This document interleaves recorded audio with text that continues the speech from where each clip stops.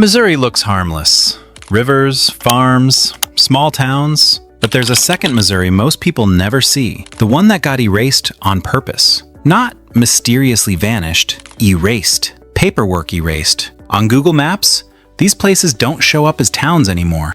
10 real places, 10 different mistakes. Water, war projects, poison, disease, industry, and highways. And one of these towns didn't just disappear, it got buried like evidence. What the town was, what killed it, what's left, and what replaced it on the map. No ghost hunting fantasy, real history with receipts. I'll point out what to look for today too. Don't trespass. If it's private land or restricted, respect it. Number 10. Phoenix, Greene County. This place is a ghost town that still pays rent because its stone is everywhere else. In the late 1800s, quarry work turned this spot into a company town. The operation ran the jobs, the store, and the daily rhythm. The rock became a brand name, Napoleon Gray. Stone from here ended up in prestige projects, including the Missouri State Capitol and even the trading room of the New York Stock Exchange. If you've stood on polished stone in a grand building, you might have stood in this town. The town itself faded as demand shifted, but the material kept traveling. Today, the site is mostly overgrown,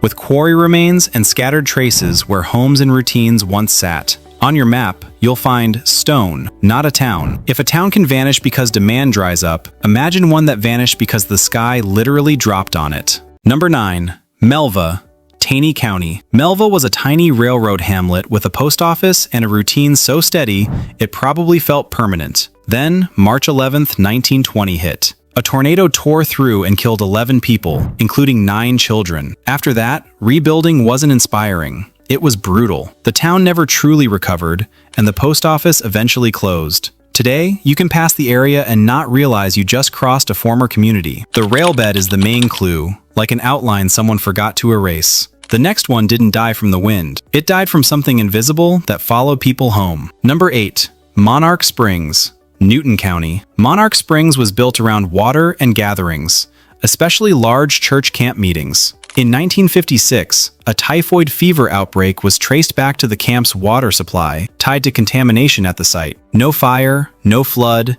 no dramatic collapse. Just one basic failure in water safety that turned a welcome place into a public health case study. People didn't only get sick there, some carried it back to where they lived, which is a terrifying kind of souvenir. Now the old energy is gone. A name may still show up, but the life doesn't. If disease can empty a place, wait until you see what a river does when it stops being romantic.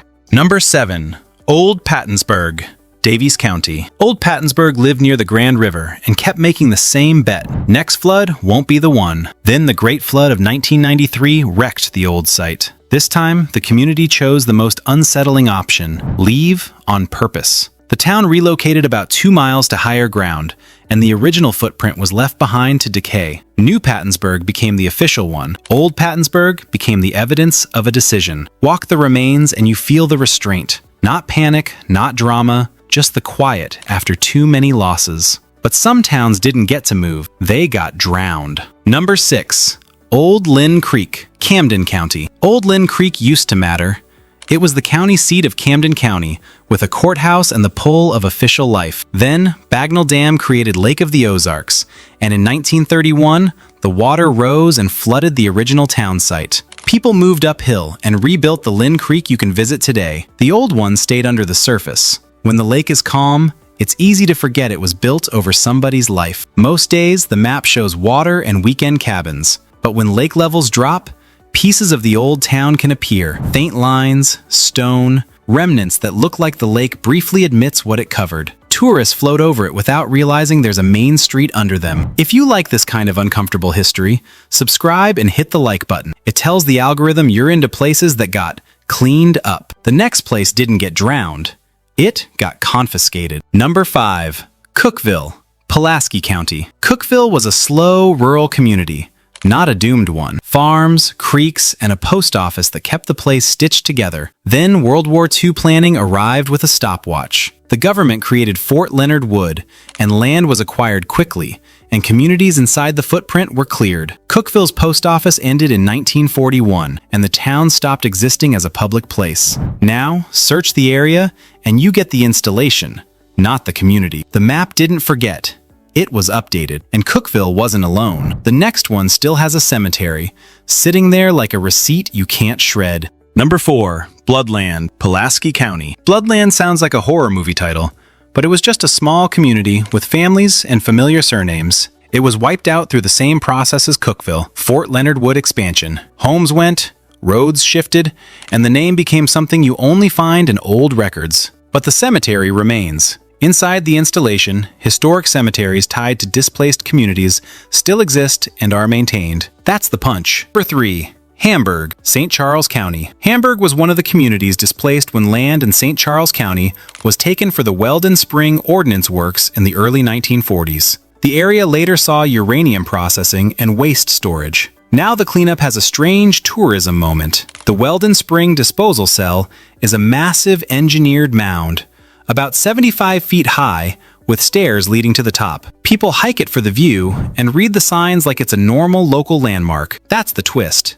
You can stand above buried waste and the footprint of a displaced town, take a photo, and move on. Hamburg didn't just disappear, it got entombed and repackaged as scenery. If that doesn't bother you, the next one will, because it died from being skipped. Number 2. Arlington, Phelps County. Arlington is what happens when a town becomes a dead end. Rail helped it. Then US Route 66 helped it. Faster routes pulled traffic away, and Arlington became that place you only reach if you mean to. Businesses dried up, buildings sat. Today, a few old structures still cling to the dead-end stretch, and the vibe isn't haunted, it's dismissed like progress drove past and never looked back. And now the one that wasn't simply abandoned, it was declared unsafe, bought out, demolished, and then dressed up as a relaxing park. Number 1. Times Beach, St. Louis County. Times Beach started as a cheap river getaway in the 1920s, then became a real town where families lived year-round. In the early 1970s, the town paid a waste hauler to spray oil on unpaved roads for dust control. The oil was contaminated with dioxin. Then, in December 1982, flooding spread that contamination across the community. Officials warned residents not to return. A federal buyout followed, and Times Beach was evacuated, disincorporated, and demolished. Today, the former town site is part of Route 66 State Park, and most visitors never hear the name Times Beach spoken out loud. Here's the cruel twist. Google shows you trees and trails, not the paperwork and poison under them. The town didn't vanish. It was erased for safety, then rewritten as nature. Missouri isn't just rivers and small towns. It's systems that move on. Dams, highways, bases, industry. And when those systems need space, people get brushed aside like they were never part of the plan. The unsettling part isn't the ruins. It's how clean everything looks afterward. A lake, a park, a trail, a blank patch of trees. The map says, nothing here, and your brain believes it, because believing the cover story is easier. I'll keep finding the world's hidden corners. You just have to click subscribe to come along.